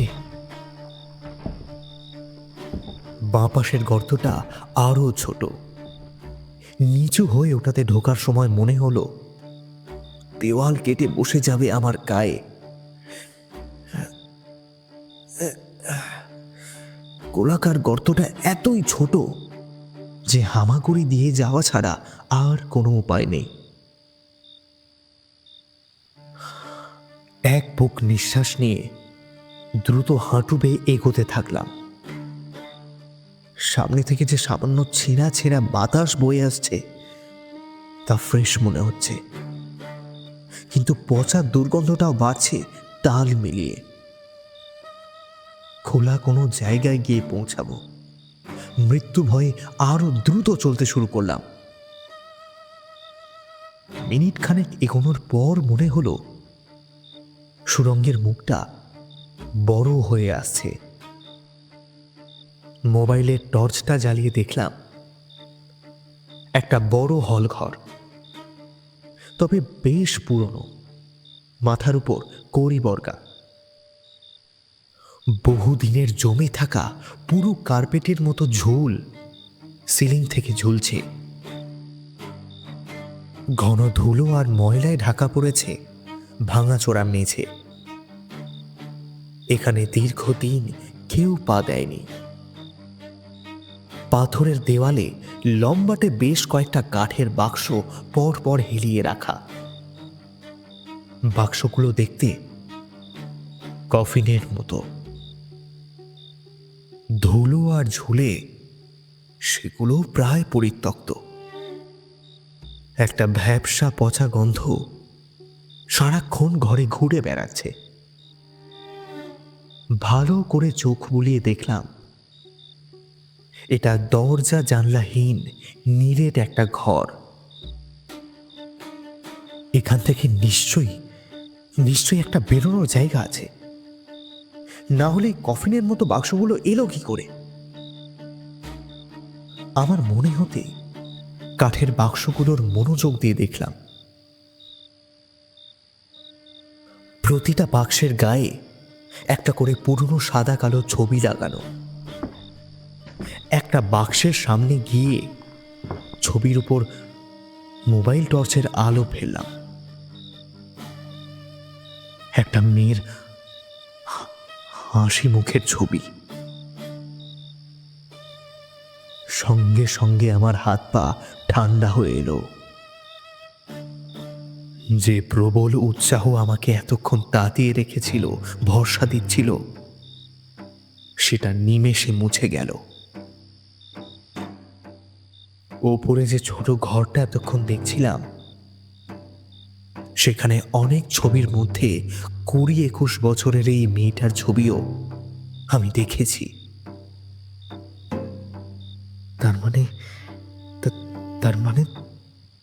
তার মানে খুন করার পরেই কফিনগুলোতে রাখা হয় মৃতদেহ। যে পচা গন্ধটা এখান থেকেই ছড়াচ্ছে। পাশের বাক্সটার দিকে নজর গেল আমার। ওটা ডালাটা আধ খোলা, ভেতরটা শূন্য, কিন্তু ডালার উপর একটা ছবি লাগানো আছে, যেন সদ্য তোলা হয়েছে ছবিটা। ফটো প্রিন্টের পেপার এখনো কাঁচা। আমি ছবিটার ওপর ঝুঁকে পড়েই সভয়ে কয়েক পা পিছিয়ে এলাম। পোস্ট কার্ড সাইজের ছবিটা আমারই। আতঙ্কটা আবার হাঁটু বেয়ে তর করে উঠতে শুরু করলো। আর কিছুক্ষণ পর এই বাক্সেই রাখা হবে আমার নিথর দেহ। যাবতীয় বন্দোবস্ত করা হয়ে গিয়েছে। আমি অসহায় হয়ে ঘরের চারদিকে তাকালাম। প্রতিটা প্রান্ত, প্রতিটা কোণ, দেওয়ালের ভাঁজ পাগলের মতো ছুটে গিয়ে আমি পরীক্ষা করলাম, কিন্তু পালাবার কোনো পথ নেই। এটা একটা ফাঁদ। ইঁদুরের মতো একটা খাঁচায় আমি বন্দী হয়ে পড়েছি। ধুলোবালির মধ্যে বসে পড়ে আমি হাঁপাতে লাগলাম। আমার মোবাইলটায় একটা ছোট্ট শব্দ হতেই যেন সেটা সজাগ হয়ে গেল। স্ক্রিনের দিকে তাকিয়ে দেখলাম ব্যাটারি ড্রেন হওয়ার আগে শেষ নোটিফিকেশন দিয়েছে আমার ফোন। সঙ্গে সঙ্গে আর একটা টুং শব্দ তুলে ক্লান্তিতে চোখ বুজল মোবাইলটা। দলা পাকানো ভয় আর ঠান্ডা কুয়াশার মতো আশঙ্কা ঘূর্ণিঝড়ের মতো আমার সমস্ত স্নায়ুতে আছড়ে পড়ল। আমার বেঁচে থাকার আপ্রাণ চেষ্টার মাঝে যে সামান্য আলোটুকু ছিল সেটাও নিভে গেল। এই ঘরের সীমাহীন অন্ধকারে বসে মনে হলো স্যাঁতস্যাঁতে আদিম ভীতি চার পায়ে হেঁটে আসছে আমার দিকে। আমি পিছিয়ে যাওয়ার চেষ্টা করলাম। পাথুরে দেওয়াল আমাকে পিছন থেকে ঠেলে ধরেছে। মিস্টার চাতার্গি, দুটো মিহি শব্দ আমার কানে এসে ধাক্কা মারল। এই কে ডাকছে আমাকে? হ্যাঁ, সত্যি কেউ ডাকছে নাকি নাকি আমি আস্তে আস্তে পাগল হয়ে যাচ্ছি? বেঁচে থাকার তাড়নায় আমার আমার আমার সিস্টেম ক্র্যাশ হয়ে যাচ্ছে। মিস্টার চাতার্গি, আপনি কোথায়? আমি ধরফর করে উঠে দাঁড়ালাম। অন্ধকার হাতড়ে এলোমেলো দৌড়ে দেওয়ালের যে গর্তটা দিয়ে আমি নেমেছিলাম সেখানে কান পেতে শুনলাম আবার, হ্যাঁ হ্যাঁ, আমি ঠিক শুনছি। এ তো ওলঘামের গলা। না না, আমি পাগল হইনি তার মানে। হ্যাঁ, ওটা তো ওলঘামের গলা। আমি চেঁচিয়ে ভেজা গলায় বলে উঠলাম, মিস্টার ইভানকভ, আপনি কোথায়? হ্যাঁ, আমি ম্যানহোলটা দিয়ে নিচের ঘরে নেমে এসেছি। আপনি আমাকে বাঁচান প্লিজ, আমাকে বাঁচান। ম্যানহোল পেয়ে উলঘামের গলা ভেসে এলো, আপনি উঠে আসুন তাড়াতাড়ি, একেবারেই সময় নেই, দেরি করবেন না, বিপদ হয়ে যাবে। উলঘাভ যে কেন বললেন আমি খুব ভালো করে জানি। হাতে আর বোধহয় মিনিট খানেক আছে। এইটুকু সময়ের মধ্যেই এই ঘর, উপরে স্টুডিও ফ্লোর, কালেকশন রুম, উলঘাভের ফ্ল্যাট ছেড়ে আমাকে বেরিয়ে যেতেই হবে। যে করেই হোক আমাকে বেরোতেই হবে। মেঝের গর্তের মুখেই দাঁড়িয়েছিলেন উলঘাভ, হাতে একটা টর্চ। রাতের পোশাকে লোকটাকে দিশেহারা লাগছিল। মুখের রং কেমন যেন ফ্যাকাশে। আমাকে দেখেই ডান হাতটা বাড়িয়ে দিলেন। আমি ম্যানহোলটা থেকে উঠে দাঁড়াতেই উনি ভয়ে পাওয়া গলায় বললেন, আপনি আপনি এখানে এলেন কি করে? কেন এলেন? আমি তো বলেছিলাম কাল সকালে ক্যামেরাটা দেখাবো। আমি উলঘাভের কথার কি জবাব দেব? আমি জানি আমি সত্যি অন্যায় করেছি, না হলে এমন বিপদে আমাকে পড়তে হতো না। আপনি জানেন না কি ভয়ঙ্কর বিপদের মধ্যে দাঁড়িয়ে আছেন। একটা অভিশাপ হাত ছাড়িয়ে দিচ্ছে আপনাকে। আপনি জানেন না ওর খিদে তৃষ্ণা সব আছে, রক্ত মাংসের শরীর চায় তার। গত 30 বছর ধরে ও নির্দেশ পালন করতে করতে আমি ক্লান্ত। বিশ্বাস করুন, আমি চাইনি আপনি ওটার শিকার হন, কিন্তু আমি নিজেকে নিয়ন্ত্রণ করতে পারি না। সে আমাকে বাধ্য করে। কে? কার কথা বলছেন আপনি? কিসের অভিশাপ? কাঁপা গলায় বললাম কোনো রকমে। আঙুল তুলে ক্যামেরাটার দিকে দেখালেন উলঘাভ। ওই ক্যামেরাটা, ওটা ক্যামেরা নয়, ওটা কোনো যন্ত্র নয়, ওটা আসলে। একটু থেমে উলঘাভ ফিস ফিস করে বললেন, পালান, আপনি পালান এখান থেকে।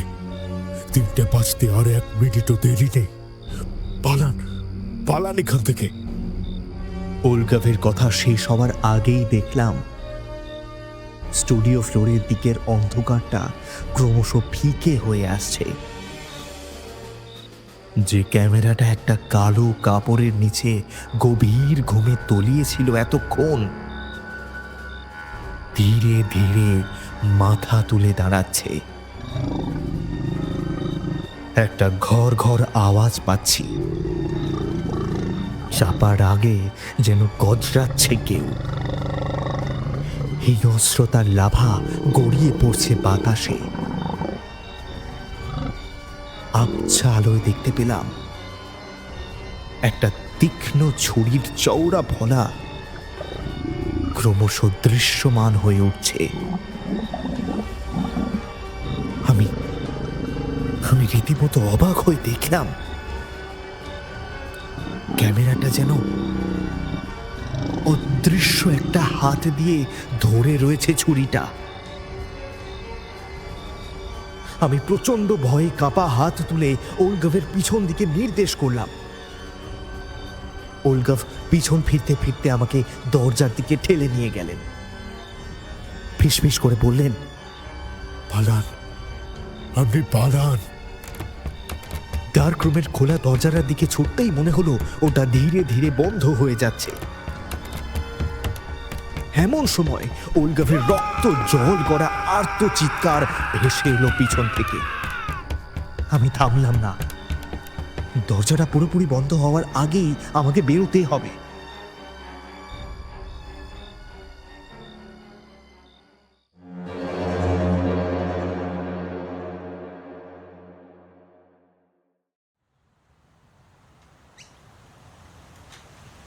আজকাল সন্ধ্যার পর থেকেই মাথাটা কেমন যেন ভার হয়ে থাকে।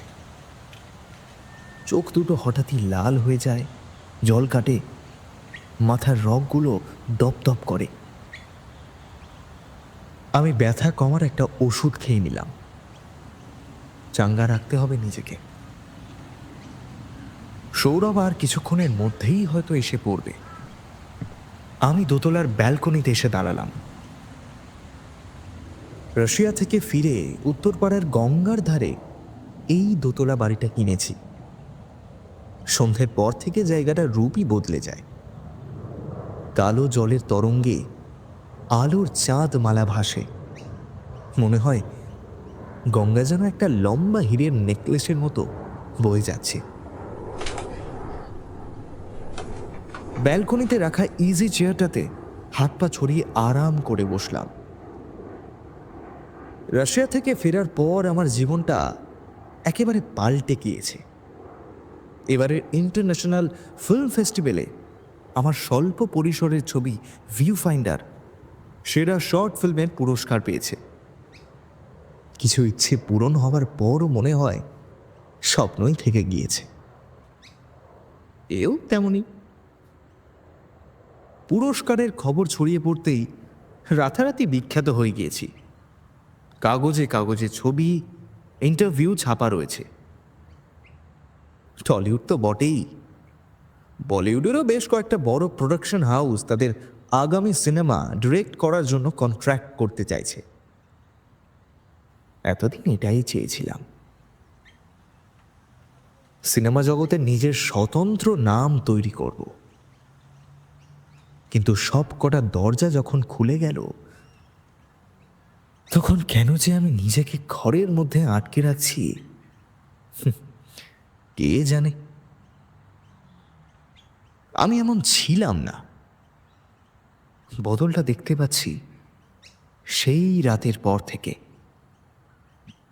ওলগাভের ফ্ল্যাট থেকে বেরিয়ে ছুটতে ছুটতে আমি সোজা নিজের হোটেলে ফিরে গিয়েছিলাম।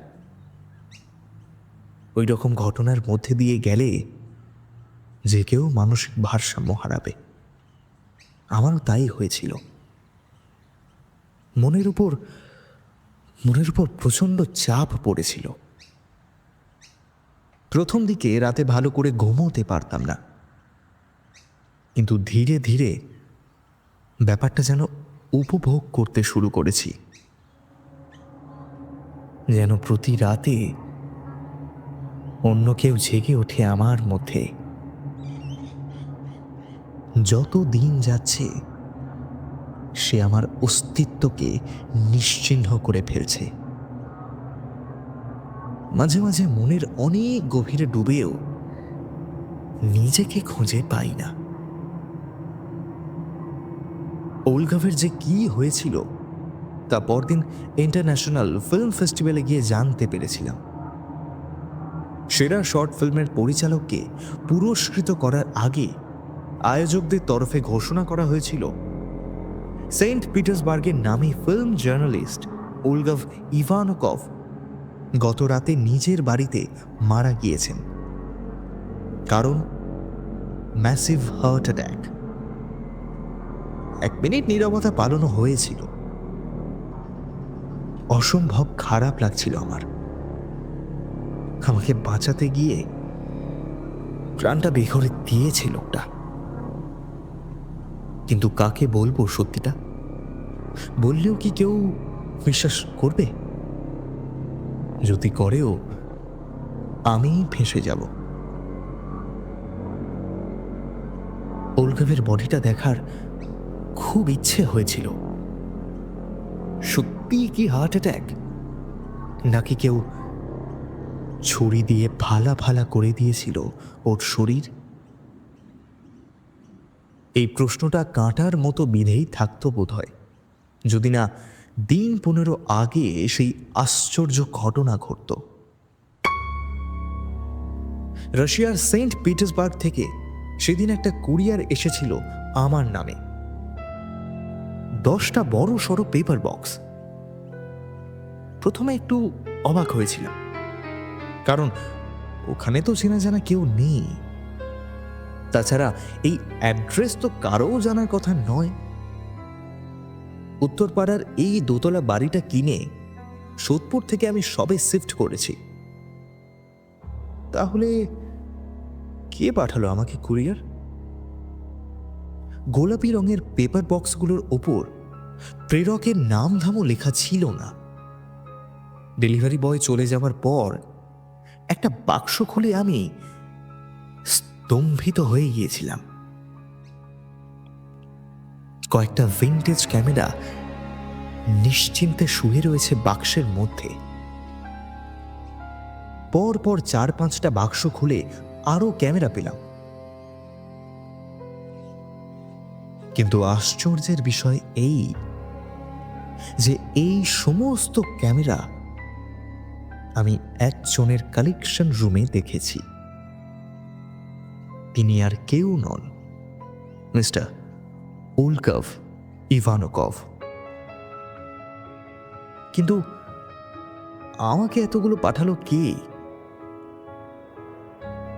একটা বাক্স খুলে কয়েকটা ক্যামেরার সঙ্গে একটা চিঠি পেলাম। চিঠিটা লিখেছেন ওলগাভ ইভানকভ। হতভম্বের মতো বসে রইলাম কিছুক্ষণ। ভাগ্য কি মস্করা করছে আমার সঙ্গে? হ্যাঁ, যে লোকটা মারা গিয়েছে, যার অন্ত্যেষ্টি পর্যন্ত হয়ে গিয়েছে, সে চিঠি পাঠাচ্ছে। সেই রাতের থিতিয়ে যাওয়া ভয় আচমকা মিছিলের মতো ঘিরে ধরেছিল আমাকে।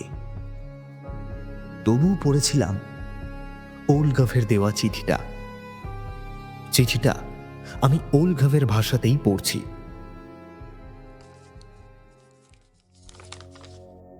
মাই ডিয়ার চাতার্গি, আই হোপ ভালো আছে।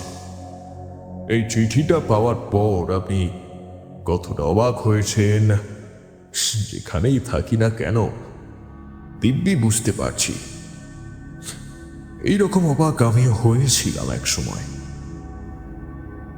জানি না আপনি কপালে বিশ্বাস করেন কিনা, বাট আমরা রাশিয়ানরা ভীষণভাবে করি। কপালে যা লেখা থাকে তার বাইরে যাওয়া যায় না, অনেকটা কোনো গন্তব্যে পৌঁছানোর মতো। 30 years ago এই কপালই আমাকে টেনে নিয়ে গিয়েছিল আমার ছোট কাকার বন্ধুর কাছে। কাজানে আমাদের পৈতৃক ক্যাসেল আছে, পাহাড়ের কোলে, সুন্দর মনোরম এক টুকরো দ্বীপের মতো। ক্যাসেলটার কেয়ারটেকার ছিলেন আমার কাকার বন্ধু মার্কসেল। সেন্ট পিটার্সবার্গে আমার জন্ম, আমার বড় হওয়া। তখন আই থিঙ্ক আমার 27 বা 28। দুনিয়াটা অন্যরকম ভাবে উপভোগ করছি। কাকাই একদিন বললেন মার্কসেইম নাকি অসুস্থ। আমি কখনোই পিতৃপুরুষের বাস ভিটে দেখিনি, দুই হয়ে যাবে ভেবে একদিন চলেও গেলাম। কিন্তু ওটাই আমার ভুল হয়েছিল। পরে বুঝেছিলাম আমি নিজে চাইনি, নিয়তি আমাকে টেনে নিয়ে গিয়েছিল। ক্যাসেলে একাই থাকতেন মার্কসিম, কিন্তু ওর ক্যামেরা জমানোর বিদ ঘুটে শখ ছিল। একদিন কালেকশন দেখালেন, কিন্তু বললেন আসল জিনিসটা রাতে নয়, দিনে দেখাবো। ওই রাতে একটা বাজে স্বপ্ন দেখলাম। আমার ঘুম ভাঙার পর মনে হলো মার্কসিম ওই ক্যামেরাটা দেখালেন না কেন। আশ্চর্য একটা আকর্ষণ তৈরি হলো। আমি কালেকশন রুমে ঢুকলাম। আই থিঙ্ক এবার আপনার সঙ্গে ঘটে যাওয়া ঘটনাগুলো আপনি রিলেট করতে পারছেন মিস্টার চাতারি। কেন ঘটলো জানেন? আপনাকে বলেছি আমার দাদু রাশিয়ান আর্মির উঁচু পদস্থ অফিসার ছিলেন। অবসরের পর কাজানে গিয়ে দাদু একটা স্টুডিও খুলেছিলেন। ওর লেখা ডায়েরি থেকে পড়ে জেনেছিলাম উনি মূলত মৃতদেহের ছবি তুলতেন। কারো আত্মীয় পরিজন মারা গেলে ওনার ডাক পড়ত। যে রাতে উনি মারা যান সেই রাতেও এক মহিলার মৃত স্বামীর ছবি তোলার দায়িত্ব পেয়েছিলেন। ছবি তুলতে যাওয়ার আগে দাদু ডায়েরিতে লিখেছিলেন মারিয়া নামের ওই মহিলা ব্ল্যাক ম্যাজিক জানতেন। রাষ্ট্রদ্রোহিতার জন্য তার হাজবেন্ড ফদরের ফাঁসি হয়েছিল। মৃত হাজবেন্ডকে এই দুনিয়ায় ফিরিয়ে আনার চেষ্টা করেছিলেন মারিয়া, খুব সম্ভবত বদলা নেওয়ার জন্য। তবে তিনি সফল হয়েছিলেন কিনা তা দাদু ডায়েরিতে লেখেননি। তার আগেই দাদু মারা যান, এমনকি মারিয়াও ওই রাতেই মারা যায়। কিন্তু নিজেকে দিয়ে বসেছি ফদর ফিরে এসেছিল। দাদু মারা যাওয়ার পর পৈতৃক সম্পত্তি বেহাত হয়ে যেতে পারে এমনটা ভেবে কাকা তার বন্ধু মার্কসিমকে দেখভালের দায়িত্ব দিয়েছিলেন আমাদের পৈতৃক বাড়িটা। আসলে আমার মতো মার্কসিমকেও টেনেছিল ওর নিয়তি, বিকজ এটা একটা অভিশাপ, আর সেই অভিশাপের মূলে হলো ওই ক্যামেরাটাই। ওটাকে নির্ভেজাল সহজ সরল যন্ত্র বলে মনে হতেই পারে, আসলে ওই ড্যাগুয়ার টাইপ ক্যামেরাটাই হলো মারিয়ার হাজবেন্ড ফদর। যখন তার রক্ত তৃষ্ণা জেগে ওঠে ওকে শিকার এনে দিতে হয়। সেই কাজটা মার্কসিম বাধ্য হয়ে করতে। মার্কসিম মারা যাওয়ার পর মাধ্যম হিসাবে ক্যামেরাটা আমাকে বেছে নিয়েছিল। আশ্চর্যজনকভাবে আমি ক্রমশ হারিয়ে ফেলছিলাম নিজেকে। যেন অচেনা কেউ বাস করতে শুরু করেছিল আমার মধ্যে। আমি আসলে তার নজরবন্দী, তার নির্দেশ পালনের দাস। ক্যাসেলে ওই রাতে আমাকে ক্যামেরাটা টেনে নিয়ে গিয়েছিল তার কাছে। মাক্সিম নিজের জীবন দিয়ে আমাকে বাঁচিয়েছিলেন, কিন্তু পরে বুঝেছিলাম উনি আসলে মরতেই চেয়েছিলেন, কারণ মৃত্যুই একমাত্র বাঁচার পথ। ঠিক আমার মতো। জানেন জানেন ক্যামেরাটা নষ্ট করার অনেক চেষ্টা করেছি আমি, কিন্তু ভাঙতে পারিনি। ফেলে এসেছি দূরের ডাস্টবিনে। বাড়ি ফিরে দেখেছি ওটা ঠিক নিজের স্ট্যান্ডটার উপর দাঁড়িয়ে আছে। প্রতিবার আবিষ্কার করতাম আমার মতো অসহায় এই পৃথিবীতে আর কেউ নেই। আমার মাথা ব্যথা শুরু হলে, চোখ লাল হলে, জল কাটলে বুঝতে পারতাম ফাদর এবার শিকার চায়। ওকে শিকার এনে দিলেই আমি আবার সুস্থ হয়ে উঠতাম। আর পারছিলাম না এইভাবে বাঁচতে। নিজেকে অনেক শেষ করার চেষ্টা করেছিলাম, কিন্তু সেটাও পারিনি। আমাকে দখলে রাখার শক্তিটা ঠিক জানতে পেরে যেত। আপনাকে দেখার পর থেকে মনে হয়েছিল একমাত্র আপনি পারেন আমাকে মুক্তি দিতে, যেভাবে একসময় মাক্সিমকে আমি মুক্তি দিয়েছিলাম। মনে আছে আপনাকে জিজ্ঞেস করেছিলাম আপনার রাশি আর লগ্ন কি? মাক্সিম আর আমার রাশি আর লগ্ন আপনার মতোই, সিংহ এবং তুলা। শুধুমাত্র এই কম্বিনেশনের লোকেদেরই মাধ্যম হিসাবে বেছে নেয় ফাদর।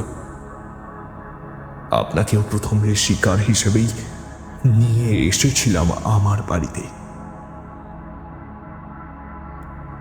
আপনার রাশি চক্র জানার পর আমি মুক্তির আনন্দে নিচে উঠি।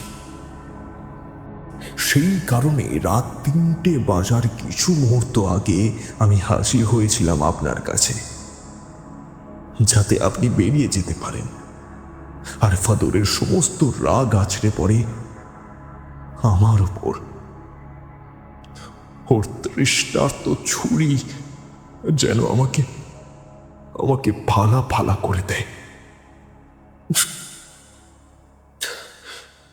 এটি উলগভ ইভানকভ।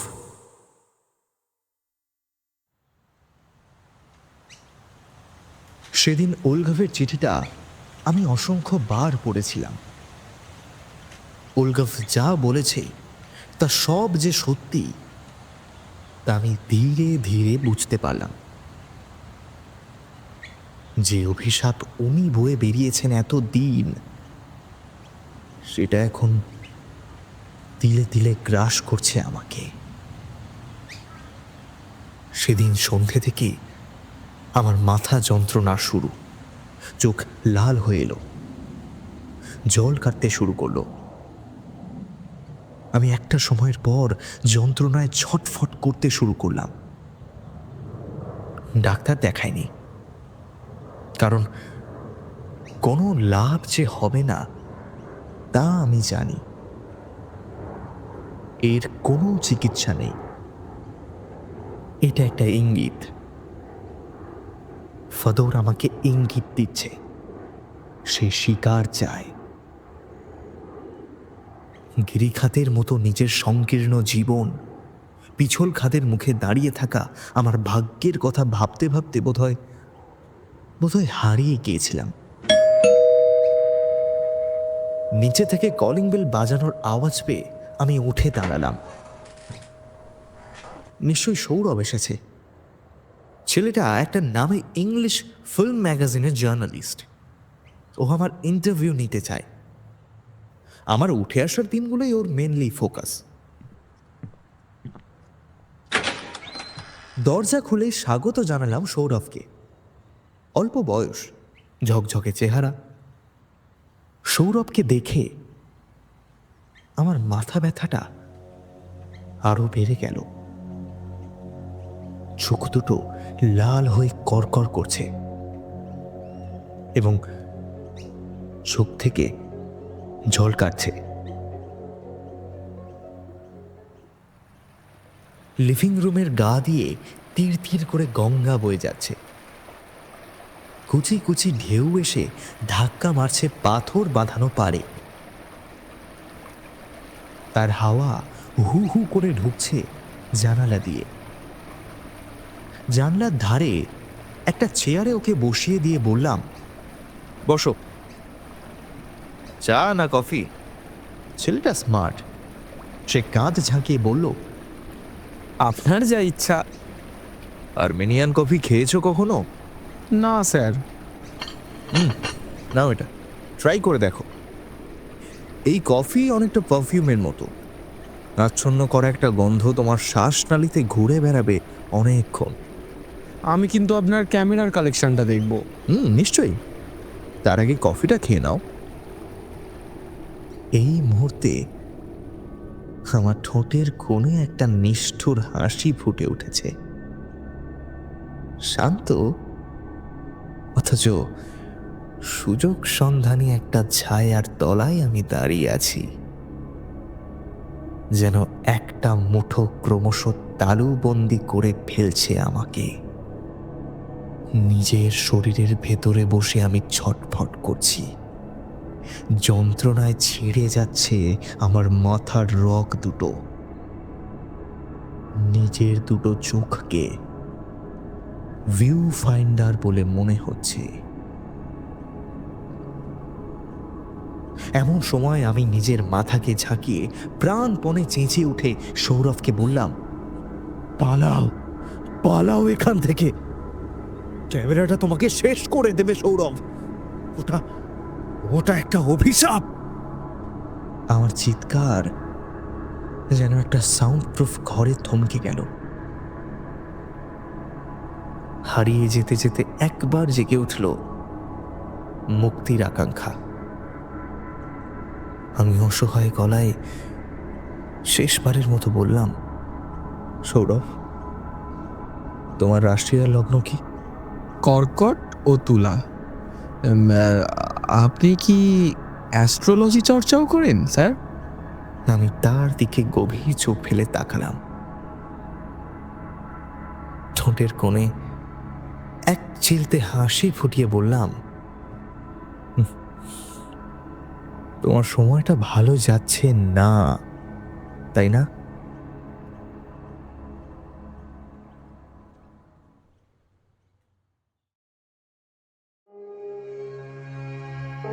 শুনছিলেন আমাদের আজকের নিবেদন শ্রী অভিষেক সেনগুপ্তের লেখা ভিউ ফাইন্ডার।